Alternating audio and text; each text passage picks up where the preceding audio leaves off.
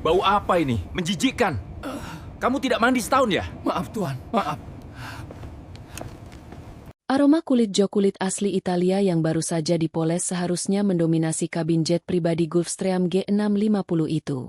Namun, siang itu, di bandara swasta Dubai yang terik, aroma itu kalah oleh bau lain. Bau keringat apek, campuran oli mesin, dan deterjen murah yang menguar dari tubuh Pak Asep. Pria paruh baya asal Cilacap itu sedang berlutut di bawah kursi penumpang VIP, mencoba membersihkan noda anggur yang tumpah dari penerbangan sebelumnya. Keringat sebesar biji jagung menetes dari pelipisnya. Bukti kerja kerasnya membersihkan hanggar dan pesawat selama 12 jam tanpa henti. Pak Asep bukanlah siapa-siapa di mata para elit yang biasa menumpang pesawat ini. Dia hanya seorang tenaga kebersihan alidaya, seorang TKI yang merantau demi membiayai kuliah anak semata wayangnya di Bandung. Tangannya yang kasar dan hitam karena oli gemetar pelan saat menggosok karpet beludru itu. Dia tahu, pesawat ini milik Tuan Julien, seorang miliarder muda yang terkenal temperamental. Sedikit kesalahan saja, Pak Asep bisa kehilangan gajinya bulan ini. Dan gaji itu adalah nyawa bagi keluarganya di kampung. Tiba-tiba, pintu kabin terbuka lebar. Cahaya matahari gurun yang menyilaukan masuk, diikuti oleh langkah kaki sepatu kulit mahal yang menghentak lantai kabin. Tuan Julien masuk bersama dua kolega bisnisnya dan seorang pramugari cantik bernama Elena. Tawa mereka yang renyah seketika berhenti saat hidung Tuan Julien mengkerut. Dia mengibaskan tangannya di depan wajah, seolah sedang mengusir lalat yang menjijikan. Matanya langsung tertuju pada punggung bungkuk Pak Asep yang masih sibuk menggosok lantai. "Apa-apaan ini?" Suara Tuan Julien menggelegar, memantul di dinding kabin yang sempit. "Kenapa bau sekali di sini?" "Elena, bukankah saya sudah bilang pesawat harus steril sebelum saya naik?" Pak Asep tersentak kaget. Dia buru-buru berdiri, menundukkan kepalanya dalam-dalam. Jantungnya berdegup kencang, bukan karena lelah, tapi karena takut. Dia meremas kain lap kotor di tangannya, berusaha menyembunyikannya di balik punggung, seolah kain itu adalah bukti kejahatan. "Maaf, Tuan." Elena sang pramugari mencoba menengahi dengan suara lembut namun cemas. "Petugas kebersihan sedang menyelesaikan noda di karpet yang Tuan keluhkan kemarin." Dia sedikit terlambat karena belum selesai Elena bicara, Tuan Julien sudah memotong dengan kasar.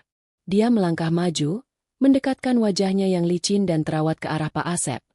Namun kemudian mundur lagi seolah terkena tamparan bau yang tak kasat mata. "Saya tidak peduli alasannya," bentak Julien. "Kau, orang tua, apa kau tidak mandi setahun?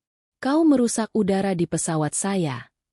Pak Asep hanya bisa bergumam, "Maaf, Tuan, maaf," dengan logat Jawanya yang kental.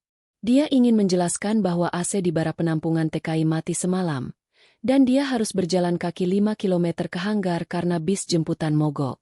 Tapi lidahnya keluh. Di hadapan kuasa uang, alasan orang miskin seringkali terdengar seperti alasan yang dibuat-buat.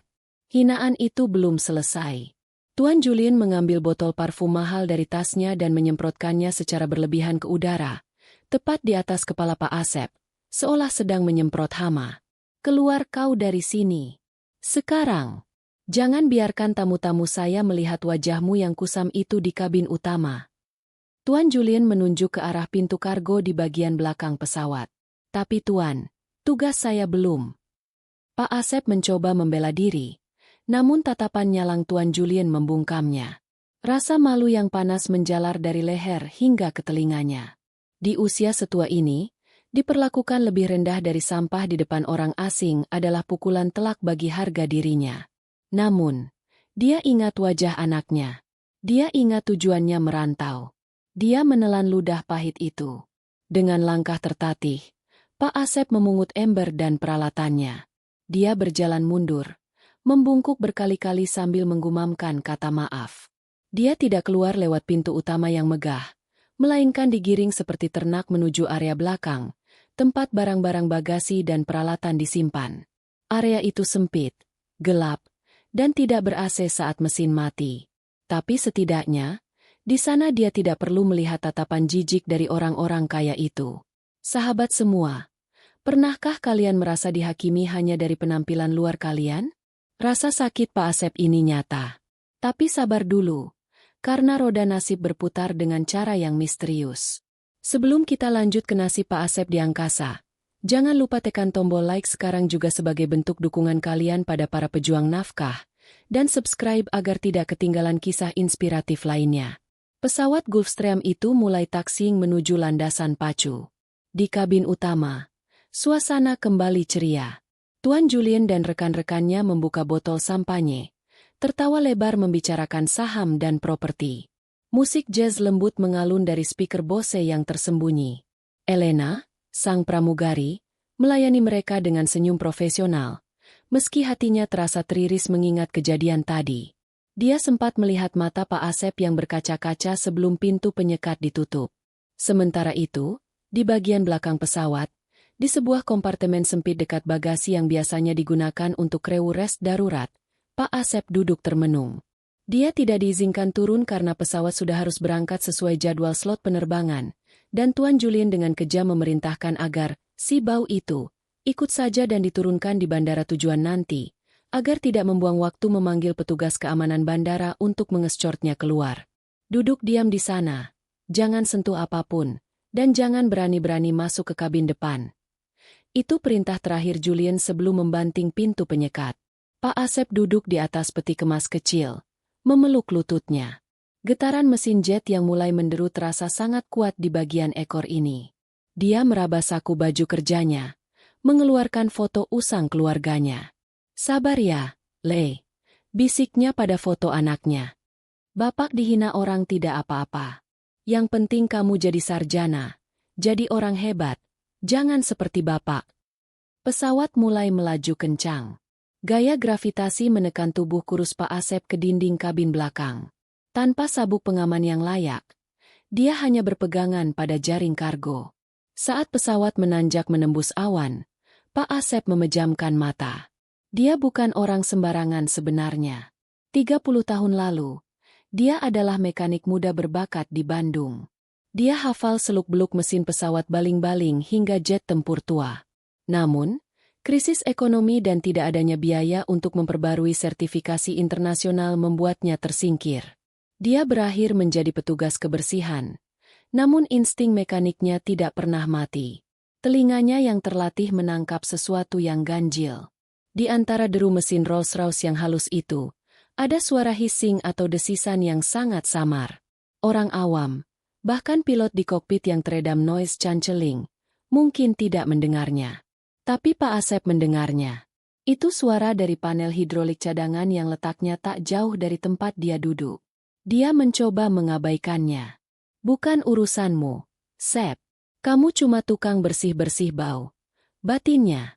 Namun, desisan itu perlahan berubah menjadi getaran ritmik yang tidak wajar. Duk-duk-duk halus sekali, tapi konstan. Instingnya berteriak bahwa ada sil atau katup yang longgar. Jika dibiarkan, ini bisa menjadi masalah besar di ketinggian jelajah. Pak Asep berdiri, menyeimbangkan tubuhnya saat pesawat masih menanjak. Dia mendekatkan telinganya ke panel dinding. Benar saja, ada kebocoran tekanan halus. Dia ingin memberitahu seseorang, tapi pintu ke kabin depan terkunci dari luar. Sebuah tindakan keamanan, atau kesombongan, dari Tuan Julien agar, bau, Pak Asep tidak menyebar.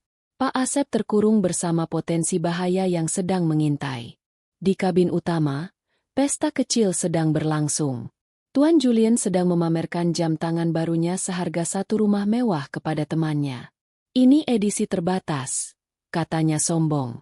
"Hanya orang-orang terpilih yang bisa membelinya." Temannya mengangguk kagum, memuji kesuksesan Julien. Mereka sama sekali tidak sadar bahwa nasib mereka sedang bergantung pada seutas benang tipis di sistem kelistrikan pesawat. Elena berjalan membawa nampan berisi kaviar.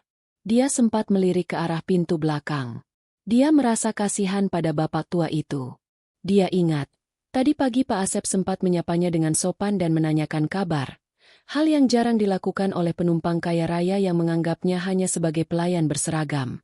Elena menyisihkan sepotong roti sandwich dan sebotol air mineral, berniat memberikannya pada Pak Asep nanti jika Tuan Julien sedang tidur. Elena, tambah lagi anggurnya, seru Julien, membuyarkan lamunan Elena. Dan jangan cemberut saja. Kamu dibayar mahal untuk tersenyum.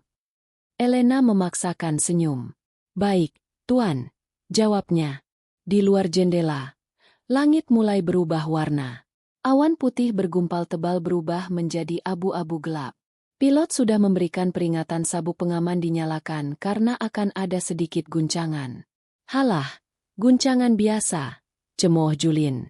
Dia tidak mau mengenakan sabuk pengamannya. Dia merasa uangnya bisa membeli keselamatan, atau setidaknya, membeli hak untuk melanggar aturan. Pesawat mulai berguncang pelan. Gelas kristal di meja berdenting. Cairan anggur di gelas bergoyang. Di belakang, Pak Asep semakin waspada. Guncangan ini bukan sekadar turbulensi biasa. Dia merasakan yaw, gerakan menyamping, yang tidak sinkron. Ekor pesawat terasa berat. Rudernya responsnya lambat. Gumam Pak Asep. Dia menempelkan telapak tangannya ke dinding fuselage. Dia bisa merasakan aliran fluida di balik dinding itu tidak lancar.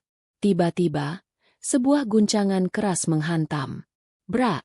Botol anggur di meja Tuan Julien terguling, menumpahkan isinya ke celana mahalnya. Sialan! Teriak Julien. Pilot bodoh!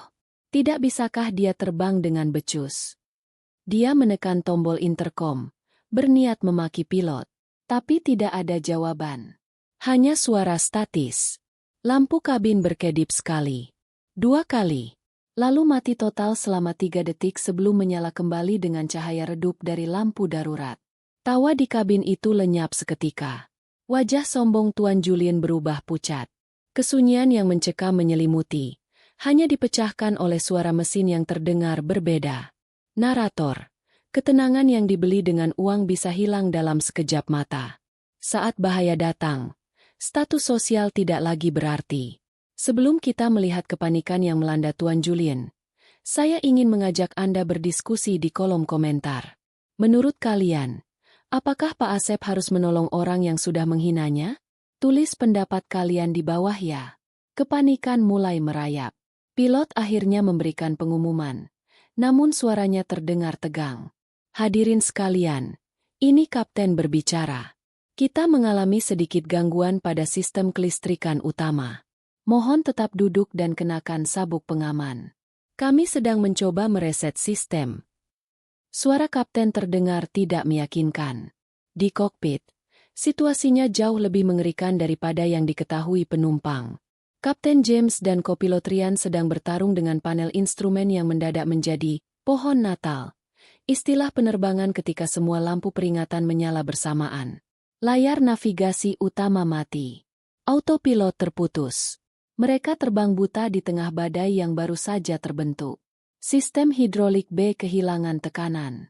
Generator kiri gagal. Teriak Ryan. Kapten James berusaha menyeimbangkan pesawat yang mulai miring ke kiri secara drastis. Coba alihkan ke bus cadangan, perintah Kapten. Ryan menekan tombol-tombol di overhead panel, tapi tidak ada respons. Macet. Kapten. Relaynya tidak merespons. Sepertinya ada korsleting di pusat distribusi daya belakang. Pusat distribusi daya belakang.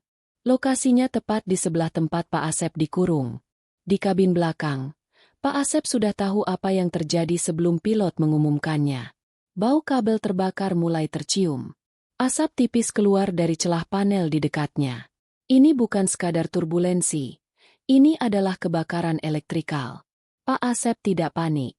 Puluhan tahun hidup susah telah melatih mentalnya menjadi baja. Dia merobek lengan baju kerjanya, membasahinya dengan sisa air minum di botolnya, dan menutup hidungnya. Dia meraba dinding, mencari letak panel breaker manual yang biasanya ada di pesawat jenis ini. Dia tahu Gulfstream.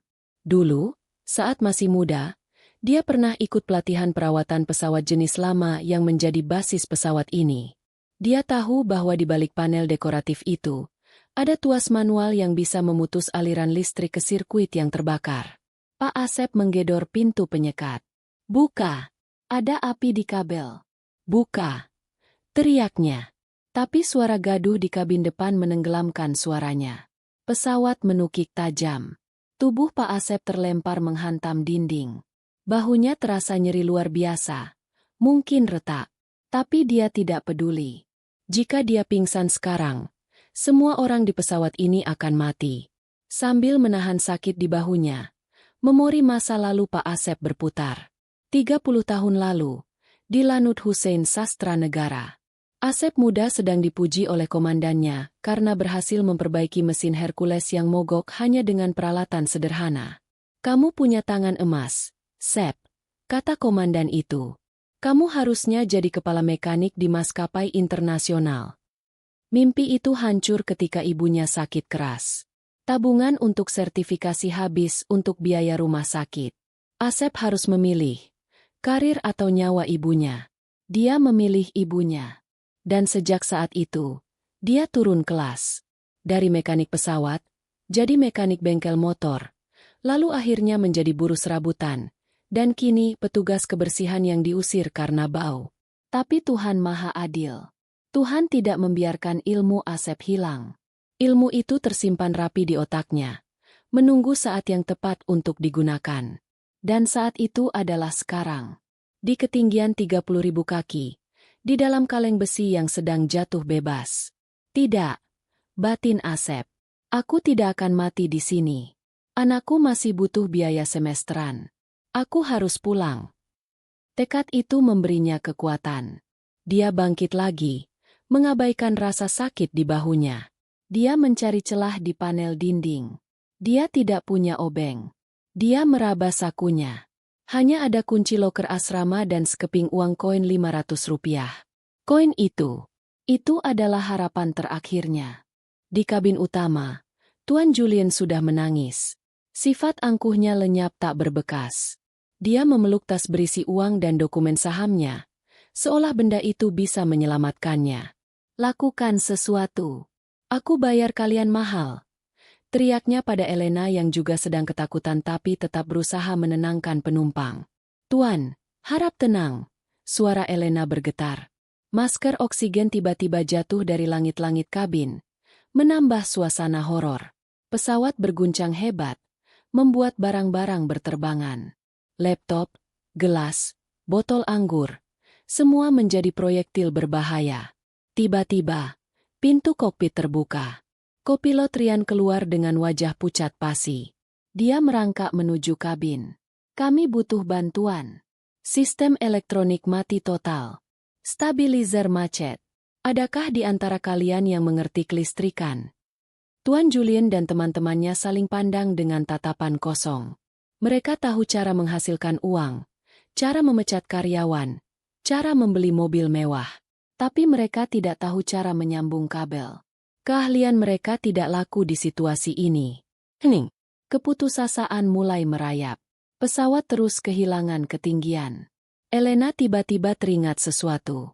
Dia ingat saat boarding tadi, dia melihat Pak Asep memperhatikan roda pendaratan dengan seksama. Dia ingat Pak Asep bergumam tentang oli strut yang rembes. Saat itu Elena mengira itu hanya gumaman orang tua pikun. Tapi sekarang, ada. Teriak Elena. Bapak tua di belakang. Petugas kebersihan itu. "Apa maksudmu?" bentak Julien di sela tangisnya. "Dia cuma tukang sapu bau. Apa yang bisa dia lakukan?" "Dia tadi bicara soal mesin. Dia tahu pesawat." Elena tidak mempedulikan Julien. Dia melepas sabuk pengamannya, berjuang melawan gravitasi, merangkak menuju pintu belakang yang terkunci. Elena berjuang membuka kunci pintu penyekat. Pesawat miring tajam, membuatnya terlempar menabrak dinding.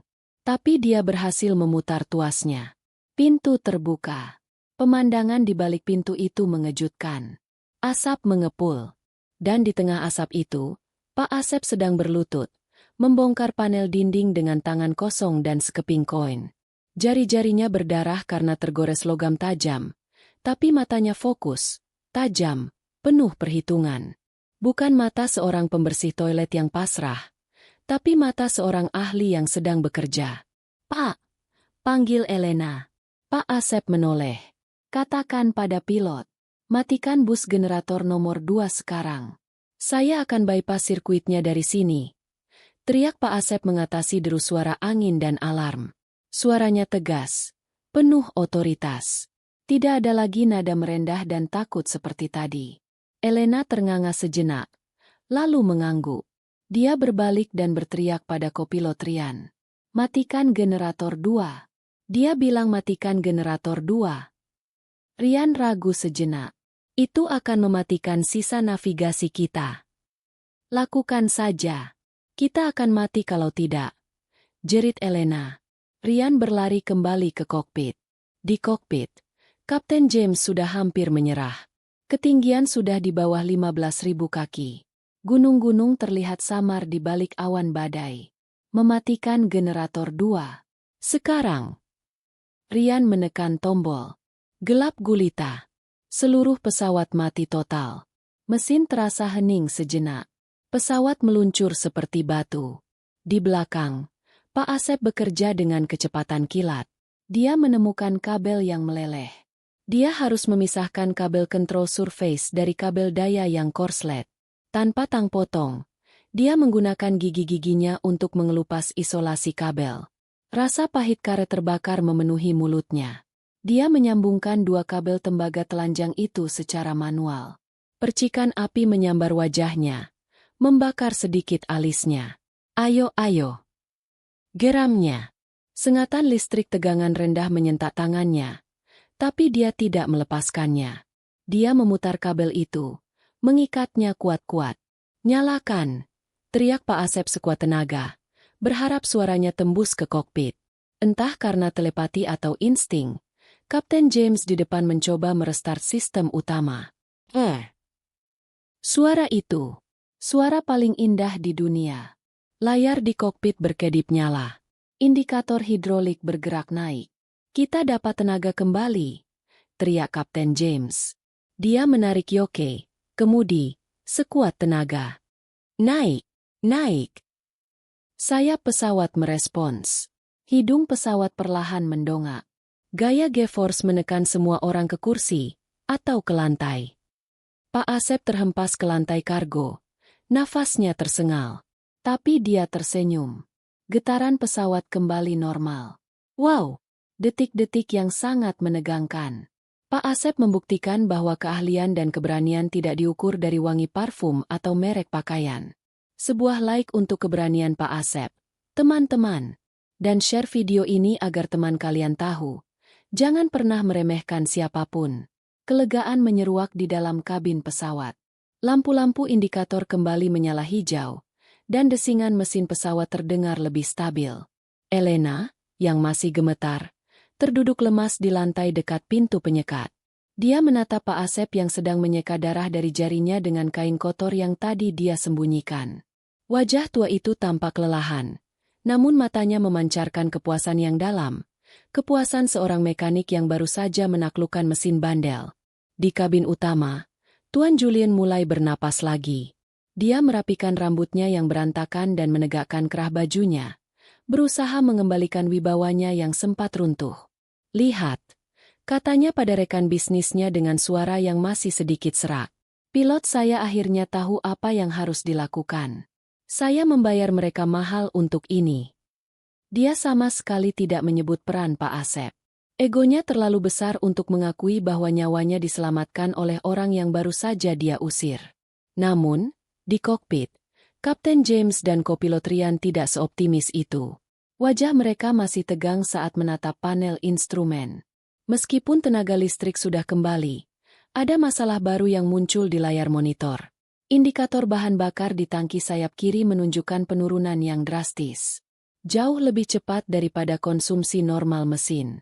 Kapten, lihat fuel flow di sisi kiri, bisik Rian. Suaranya penuh kekhawatiran. Kita kehilangan bahan bakar. Sepertinya korsleting tadi merusak katup damp atau ada kebocoran di saluran utama. Kapten James mengumpat pelan. Berapa sisa waktu terbang kita? Rian melakukan kalkulasi cepat di komputernya. Wajahnya memucat. Kurang dari 40 menit. Kapten, dengan angin sakal sekuat ini, kita tidak akan sampai ke bandara tujuan. Pilihan mereka semakin sempit. Kembali ke Dubai tidak mungkin karena badai di belakang mereka semakin mengganas. Melanjutkan perjalanan sama saja bunuh diri. Satu-satunya harapan adalah mencari bandara alternatif terdekat. Tapi di tengah gurun dan pegunungan ini, pilihannya sangat terbatas. Mereka keluar dari mulut harimau, hanya untuk masuk ke mulut buaya. Di belakang, Pak Asep, meski tidak melihat panel kokpit, merasakan ada yang tidak beres. Getaran mesin sebelah kiri terasa kosong. Sebagai seseorang yang pernah memperbaiki sistem bahan bakar pesawat kargo tua, dia tahu getaran itu. Bensinnya. Gumamnya pelan. Bensinnya bocor. Dia berdiri lagi, mengabaikan rasa sakit di sekujur tubuhnya, bersiap untuk masalah berikutnya. Dikenal sebagai musuh utama penerbangan, menghadang di depan mereka seperti tembok raksasa. Kilat menyambar-nyambar di dalam gumpalan awan itu, menerangi kabin dengan cahaya putih yang menakutkan. Pesawat kembali berguncang. Kali ini lebih keras dari sebelumnya. Turbulensi hebat membanting pesawat ke kiri dan ke kanan. Di kabin utama, Tuan Julian kembali panik. Gelas anggur yang baru saja dituangnya kembali tumpah. "Apalagi ini?" teriaknya histeris. "Kenapa pilot tidak memutar saja? Saya tidak mau mati di sini." Dia mulai memaki-maki Elena, menuntut jawaban yang tidak bisa diberikan oleh pramugari itu. "Panggil pilotnya. Suruh dia cari jalan yang mulus." Elena berusaha menenangkan Julian, memegang bahunya agar miliarder itu duduk kembali dan memasang sabuk pengaman. Namun Julian menepis tangan Elena dengan kasar. "Jangan sentuh aku. Kau tidak berguna. Harusnya aku pecat kau dari dulu." Ketakutan membuat sifat asli Julian keluar sepenuhnya, tanpa filter, tanpa topeng kesopanan. Berbeda dengan Julian, Pak Asep di kabin belakang justru tampak tenang. Dia duduk bersila di lantai, memejamkan mata, dan berdoa. Dia bukan pasrah, tapi dia sedang mengumpulkan ketenangan batin. Dia tahu bahwa panik hanya akan menghabiskan oksigen dan energi. Di tengah guncangan yang membuat perut mual itu, dia teringat masa kecilnya di kampung, saat dia duduk di atas kerbau di tengah hujan badai. Ketenangan yang sama. Tiba-tiba, interkom berbunyi. Suara Kapten James terdengar. Kali ini lebih tegas namun membawa kabar buruk. "Hadirin sekalian, karena kebocoran bahan bakar dan cuaca buruk, kita harus melakukan pendaratan darurat di lapangan terbang perintis terdekat, sekitar 200 mil di utara. Mohon bersiap untuk pendaratan kasar." Lapangan perintis. Julian melotot. "Itu lapangan tanah. Pesawat ini tidak dirancang untuk itu. Kalian gila." Dia berteriak ke arah speaker di langit-langit. Tapi tidak ada gunanya. Pesawat sudah mulai berbelok tajam, menukik menembus lapisan awan tebal menuju pegunungan yang tidak terlihat. Di tengah kekacauan itu, Pak Asep kembali mendengar suara desisan yang berbeda. Kali ini bukan dari panel listrik, tapi dari arah roda pendaratan di bawah lantai. Dia menempelkan telinganya ke lantai. GRRRKK. Suara logam beradu dengan logam. Gigi roda pendaratan sepertinya macet. Masalah belum selesai. Bahkan, masalah baru saja dimulai. Di dalam kokpit, Kapten James dan Ryan berjuang melawan alam. Sistem navigasi GPS utama mereka offline akibat lonjakan listrik sebelumnya. Mereka hanya mengandalkan kompas magnetik cadangan dan peta fisik yang sudah usang. Hujan deras menghantam kaca depan kokpit seperti peluru, membuat visibilitas nyaris nol. Mereka terbang buta di antara lembah-lembah pegunungan. "Ryan, cari visual. Cari jalan raya atau sungai." Perintah Kapten James sambil berjuang menahan yoke yang bergetar hebat. Ryan menyipitkan matanya, menempelkan wajah ke kaca jendela. "Negatif. Kapten, terlalu gelap. Awan terlalu tebal." Mereka tersesat. Tanpa panduan arah yang jelas, mereka berisiko menabrak tebing gunung yang tertutup kabut. Ketinggian terus menurun. Terrain Warning System, ECPUS, mulai berteriak. "Terrain! Terrain! Pull up!" Alarm itu memekakan telinga, menambah ketegangan hingga ke titik didih. Tiba-tiba, Pintu kokpit diketuk dari luar. Bukan ketukan sopan pramugari, tapi gedoran keras. Pintu terbuka. Elena masuk, diikuti oleh Pak Asep yang terpincang-pincang. "Apa yang kalian lakukan di sini?" "Kembali ke kursi," bentak Rian. "Dia tahu daerah ini," teriak Elena, menunjuk Pak Asep. Pak Asep bilang dia pernah bekerja di proyek konstruksi di daerah pegunungan ini 10 tahun lalu. Kapten James menoleh sekilas. "Benarkah?" Pak Asep mengangguk cepat.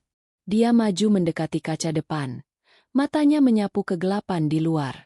"Kapten, kalau kita di sektor utara, cari menara pemancar tua di puncak bukit sebelah kanan. Ada lampu merah kedip-kedip. Kalau ketemu itu, bandaranya ada di lembah sebelah kirinya. Lurus mengikuti sungai kering."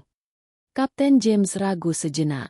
Mempercayakan nyawa pada ingatan seorang petugas kebersihan tentang proyek 10 tahun lalu terdengar gila. Tapi alarm terain terus berteriak. Dia tidak punya pilihan lain. "Rian, cari menara itu. Arah jam 2. Seru Kapten. Detik demi detik berlalu. Ketegangan mencekik. Tiba-tiba, Rian berteriak. "Visual! Saya lihat lampu merah. Jam 2. Jarak 3 mil. "Alhamdulillah," bisik Pak Asep. "Ikuti sungai kering itu, Kapten," perintah Pak Asep. Kali ini dengan nada seorang navigator berpengalaman.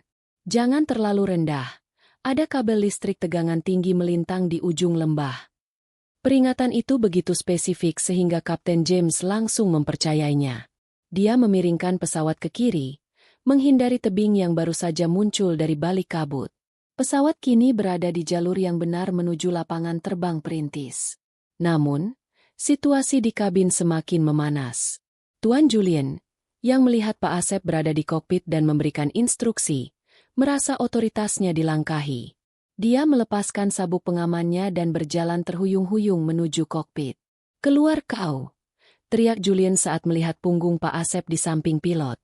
"Siapa yang mengizinkan orang kotor ini menyentuh peralatan saya? Dia bisa merusak segalanya." Kapten James, yang sedang konsentrasi penuh, menoleh dengan wajah merah padam. "Tuan Julian, duduk kembali sekarang juga. Orang ini baru saja menyelamatkan kita dari menabrak gunung." "Saya tidak peduli." Julian tidak mau kalah. Egonya terluka parah melihat bawahannya menjadi pahlawan. "Saya pemilik pesawat ini.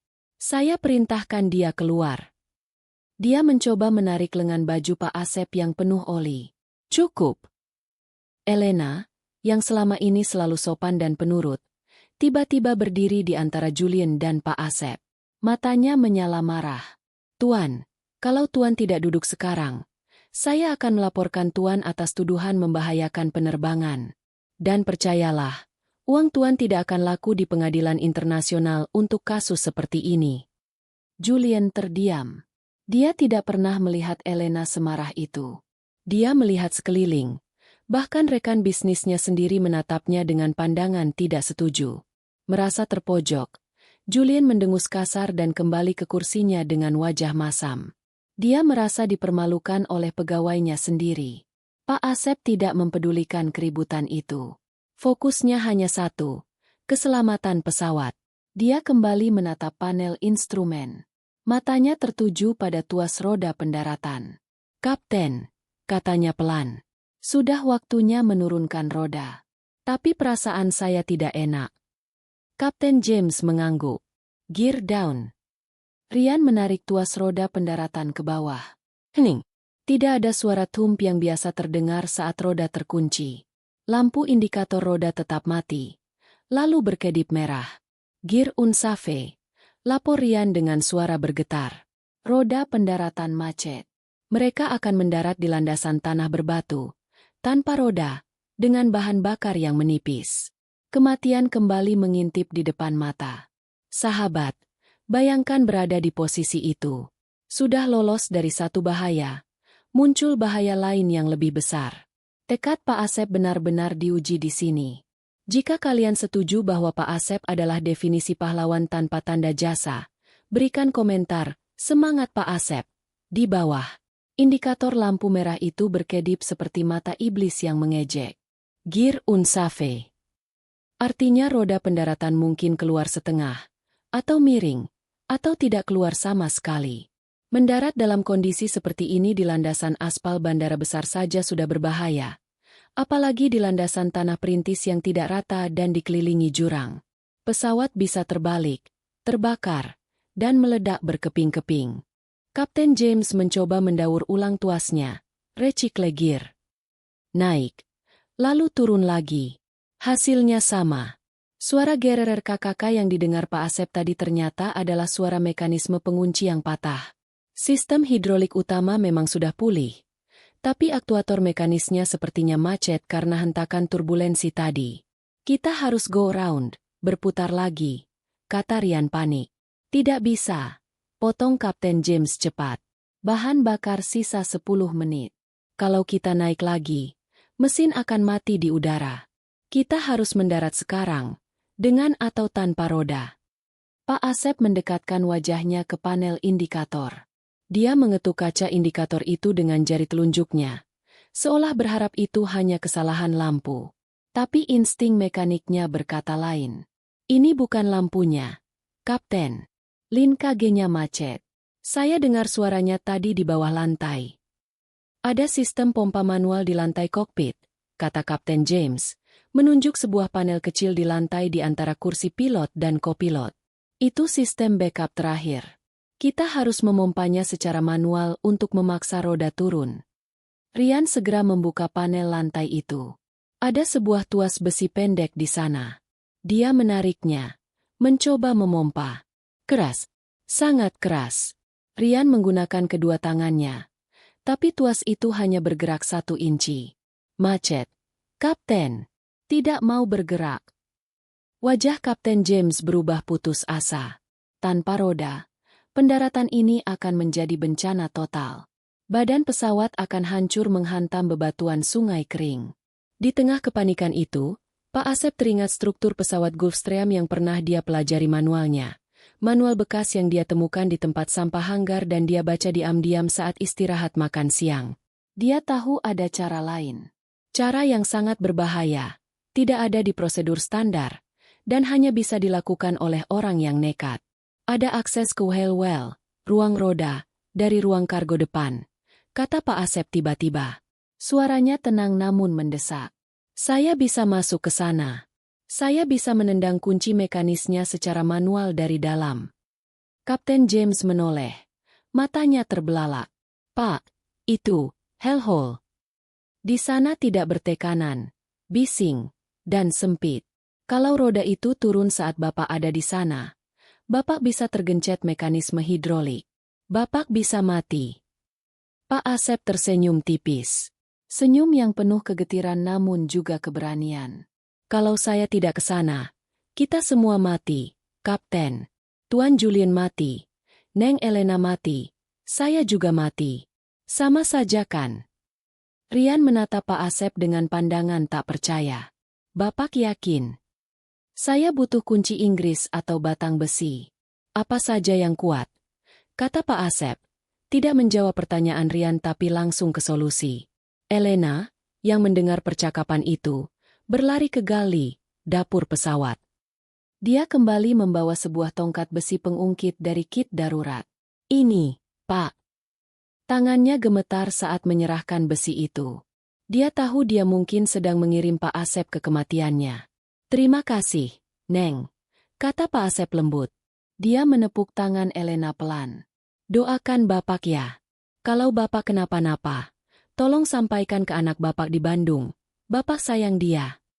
Elena tak kuasa menahan tangis. Dia mengangguk cepat.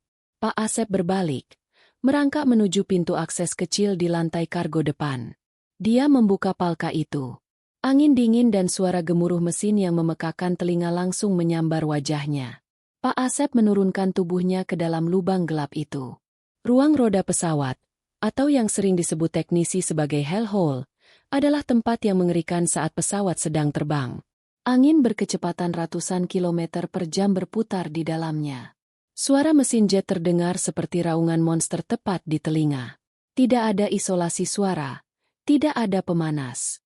Suhu di dalam sana membekukan. Jari-jari Pak Asep langsung terasa kaku. Dia menyalakan senter kecil yang dia gigit di mulutnya. Cahaya senter menari-nari di antara kabel-kabel hidrolik dan pipa-pipa baja yang rumit. Dia harus mencari uplok assembly, pengait yang menahan roda agar tetap di dalam badan pesawat. Pesawat berguncang hebat saat melewati lapisan udara panas di atas gurun. Tubuh Pak Asep terbentur ke sana kemari, menghantam rangka besi yang keras. Rusuknya terasa nyeri hebat. Mungkin ada yang retak. Tapi dia terus merangkak, menyusup di antara celah-celah sempit yang penuh oli dan debu. Dia melihatnya. Pengait roda depan, nose gear, terlihat bengkok, terjepit oleh puing kecil, mungkin sisa karet ban yang terkelupas saat takeoff. Itulah sebabnya roda tidak mau turun. Pengait itu menahan beban ribuan kilogram roda. Pak Asep mencoba memukul pengait itu dengan tongkat besinya. Tang! Tang! Suara besi beradu kalah oleh raungan angin. Tidak bergerak.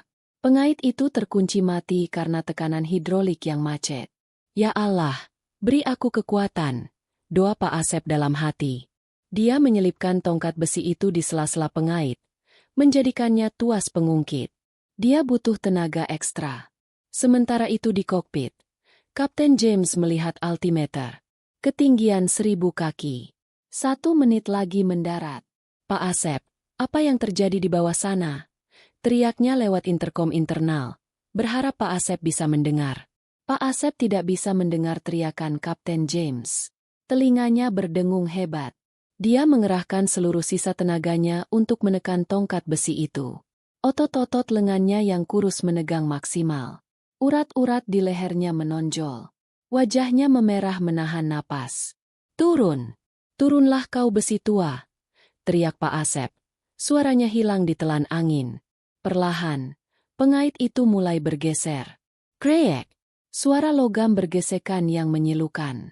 Tapi itu belum cukup.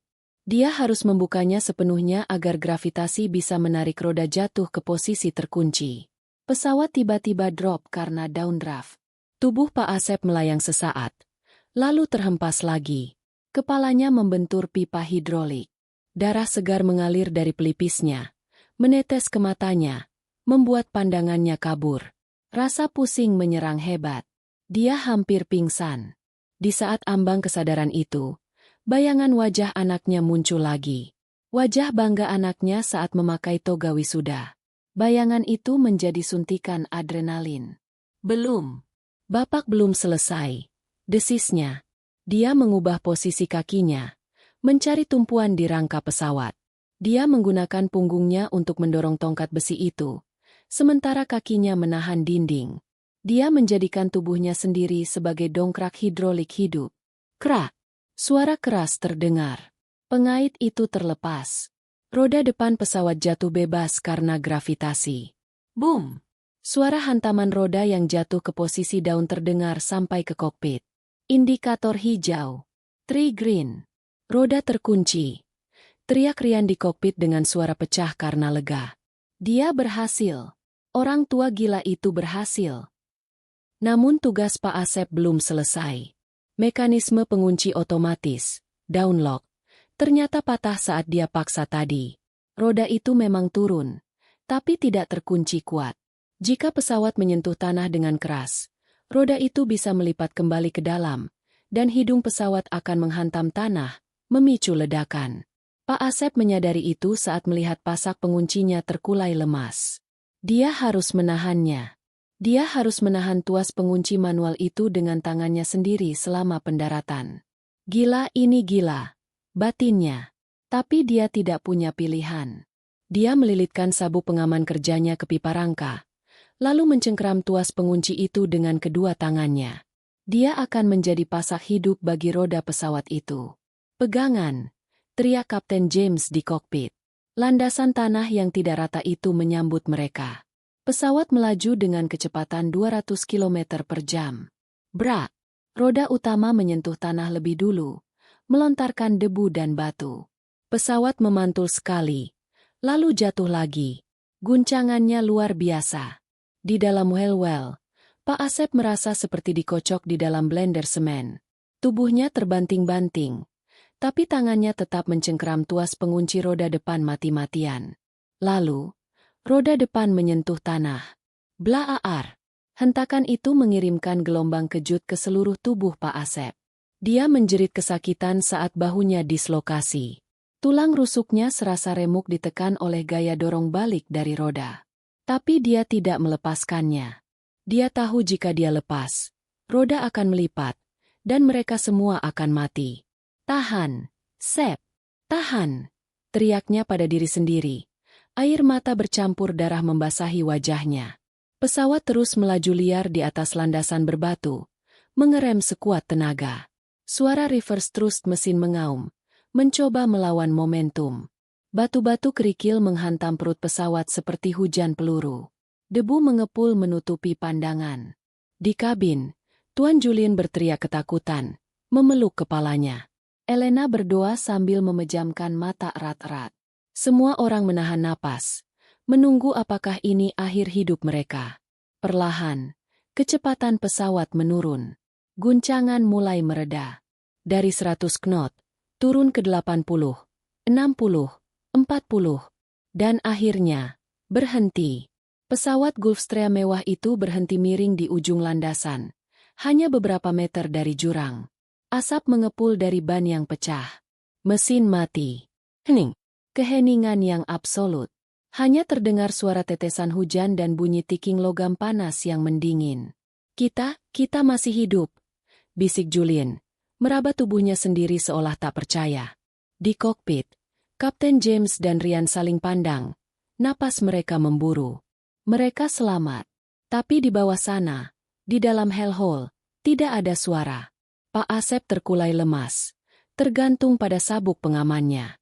Tangannya masih mencengkeram tuas pengunci yang kini panas membara. Dia tidak bergerak. Kapten James tidak membuang waktu. Dia segera melepas sabuk pengamannya dan berlari keluar kokpit. Buka pintu kargo depan. Cepat. Teriaknya pada Ryan. Mereka berdua, dibantu oleh Elena, membuka palkal lantai kargo. Senter diarahkan ke bawah. Mereka melihat tubuh Pak Asep yang berlumuran darah dan oli, tergantung diam. Ya Tuhan! Elena menutup mulutnya, menahan isak tangis. Dia pingsan. Kita harus angkat dia pelan-pelan. Perintah Kapten James. Dia turun ke lubang itu, mengabaikan seragam kaptennya yang putih bersih kini hitam terkena oli. Dengan hati-hati, dia melepaskan cengkeraman tangan Pak Asep yang kaku dari tuas itu. Jari-jari Pak Asep melepuh parah. Bahunya terlihat aneh. Jelas mengalami cedera serius. Dengan susah payah, mereka mengangkat tubuh ringkih itu ke atas lantai kargo. Elena segera melakukan pertolongan pertama. Dia memeriksa nadi Pak Asep. Nadinya lemah tapi ada, kata Elena. Dia masih hidup. Julien, yang akhirnya berani keluar dari kursinya, datang mendekat. Dia melihat pemandangan itu. Dia melihat darah Pak Asep yang menetes mengotori karpet mahal yang tadi pagi dia ributkan. Tapi kali ini, dia tidak marah. Dia terpaku. Wajahnya pucat pasi. Dia melihat tangan Pak Asep yang hancur. Tangan yang tadi dia sebut menjijikan. Kini adalah tangan yang menahan pintu kematian bagi dirinya. Rasa bersalah menghantam Julien lebih keras daripada guncangan pesawat tadi. Dia jatuh berlutut di samping Pak Asep. Pak! Bisiknya. Maafkan saya. Tim penyelamat dari pos militer terdekat tiba 10 menit kemudian dengan jeep dan tandu darurat. Hujan masih turun deras, menyamarkan air mata yang mengalir di wajah Elena dan Kapten James. Pak Asep ditandu keluar dari pesawat. Saat melewati Julien, mata Pak Asep sedikit terbuka. Pandangannya kabur, tapi dia mengenali sosok bosnya. Tuan. Suara Pak Asep parau, nyaris tak terdengar. Pesawatnya sudah bersih. Pertanyaan polos itu menghancurkan hati semua orang yang mendengarnya. Bahkan dalam kondisi sekarat, Pak Asep masih memikirkan pekerjaannya. Dia masih takut dimarahi karena pesawat kotor. Julien menangis. Miliarder sombong itu menangis terseduh-seduh di hadapan karyawannya yang paling rendah. Dia menggenggam tangan Pak Asep yang tidak terluka. Bersih, Pak. Pesawatnya bersih sekali. Bapak yang membersihkannya. Bapak membersihkan semua dosa saya hari ini. Pak Asep tersenyum tipis. Lalu matanya tertutup lagi. Dia kehilangan kesadaran. Tandu dibawa lari menuju ambulans militer. Julian berdiri di tengah hujan, menatap ambulans yang menjauh. Dia tahu, hidupnya tidak akan pernah sama lagi setelah hari ini. Uang di rekeningnya, saham perusahaannya, jet pribadinya. Semua terasa tidak berarti dibandingkan dengan pengorbanan seorang tukang bersih-bersih tua. Sebuah momen yang menggetarkan hati. Kadang, kita butuh tamparan keras dari semesta untuk menyadarkan kita dari kesombongan. Pak Asep, dengan segala kesederhanaannya, telah mengajarkan arti kemanusiaan yang sesungguhnya. Jika kalian terharu dengan ketulusan Pak Asep, tolong bagikan cerita ini. Kita ingin dunia tahu bahwa pahlawan tidak selalu memakai jubah. Kadang mereka memakai baju kerja yang bau oli. Pesawat berhenti sempurna di ujung landasan pacu bandara darurat. Hujan deras mengguyur badan pesawat. Di dalam, hanya terdengar suara napas memburu. Pintu kokpit terbuka. Kapten James keluar, lalu membantu memapah Pak Asep. Wajah Pak Asep pucat, tangannya gemetar hebat, dan ada luka bakar ringan di pipinya. Bajunya yang tadi sudah kotor, kini makin kotor oleh darah dan oli. Tuan Julian masih duduk di kursinya. Syok. Dia melihat Pak Asep dipapah keluar. Mata mereka bertemu. Kali ini, tidak ada kejijikan di mata Julian. Yang ada hanya rasa malu yang luar biasa besar. Aroma keringat Pak Asep masih ada. Bahkan kini bercampur bau darah. Tapi tidak ada satu orang pun yang berani menutup hidung. Elena menangis haru. Langsung memeluk Pak Asep tanpa peduli seragam mahalnya kotor. Terima kasih, Pak. Terima kasih. Bisiknya. Tim medis masuk mengevakuasi. Saat Tandu dibawa melewati Julian, miliarder itu akhirnya membuka mulutnya. Suaranya parau. Maafkan saya. Pak Asep tersenyum lemah. Sangat tulus. Tidak apa-apa, Den. Yang penting semua selamat. Bapak cuma mau pulang ketemu anak. Berita tentang pendaratan darurat itu menyebar cepat. Namun, cerita sebenarnya baru terungkap ketika kotak hitam, black box, diperiksa dan kesaksian Kapten James didengar oleh otoritas penerbangan. Di rumah sakit, Pak Asep dirawat di kelas VIP, bukan atas permintaan Julian, tapi atas perintah pemilik maskapai yang ternyata adalah seorang syekh yang sangat menghargai nyawa. Tuan Julian datang menjenguk 3 hari kemudian. Dia tidak membawa parsel buah, tapi membawa sebuah amplop besar dan sertifikat. Dia duduk di tepi ranjang Pak Asep. Kepalanya tertunduk. Saya sombong. Saya buta, kata Julian. Saya hampir membunuh kita semua karena menilai Bapak dari baunya. Padahal bau itu adalah bau kerja keras yang menyelamatkan nyawa saya. Tapi hadiah terbesar bukan uang. Kapten James merekomendasikan Pak Asep untuk mendapatkan kembali sertifikasinya. Dengan sponsor dari perusahaan penerbangan itu, Pak Asep mengikuti ujian konversi lisensi. Dia lulus dengan nilai tertinggi. 6 bulan kemudian, Pak Asep tidak lagi memakai baju wear-pak kotor petugas kebersihan. Dia kini mengenakan seragam rapi chief mechanic dengan nama Asep Suryana di dadanya. Dia tidak lagi bekerja di bawah kursi membersihkan noda, tapi berdiri tegak di hanggar, memimpin tim teknisi muda. Dia tetap rendah hati. Dia tetap menyapa petugas kebersihan dengan ramah, bahkan sering membelikan mereka makan siang. Karena dia tahu rasanya berada di posisi itu. Dia tahu rasanya dianggap tidak ada. Suatu hari, Pak Asep sedang mengecek mesin sebelum take off. Dia melihat daftar penumpang. Nama, Julian, ada di sana. Saat Tuan Julian naik ke pesawat, dia melihat Pak Asep berdiri di dekat tangga. Julian berhenti. Dia tersenyum hormat, lalu menjabat tangan Pak Asep erat-erat. Tangan yang dulu dia jijik untuk melihatnya. Pesawat di tangan yang aman, Kapten Asep, tanya Julian. Aman, Tuan. Silakan naik.